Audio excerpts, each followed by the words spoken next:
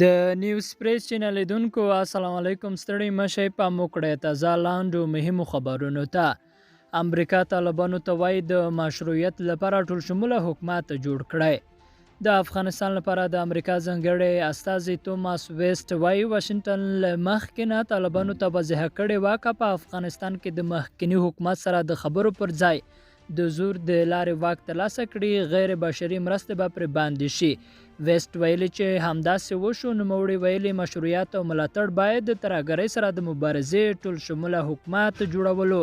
د اقلیتونو میرمنو او نجونو حقونو ته د درناوي او په برابره توګه تعلیم او کار کولو ته د لاسرسي په ورکولو باید وګټل شي د امریکا ځانګړي استازي په اعلامیه کې همدارنګه ویلي چې په افغانستان کې د طالبانو د راتګ نه وړاندې هم د کلونو وچکالۍ او کرونا وبا له کبله اقتصادي او بشري ستونزې وې د امریکایي چارواکي همدارنګه ویلي چې واشنگټن په افغانستان کې د ژمي په موسم کې د مرستو پر رسولو کې د ملګرو ملتونو او بشري مرستې کوونکو سره هر ډول همکاري کوي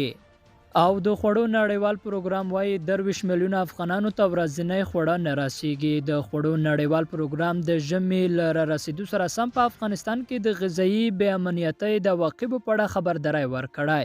په افغانستان کې د خوړو د نړیوال پروګرام مشر میر ایلن ماک پر ټوئیټر په ویډیو پیغام کې وویل په افغانستان کې شاوخوا 23 میلیونه کسانو ته ورځنی لازم خوړه نه رسیږي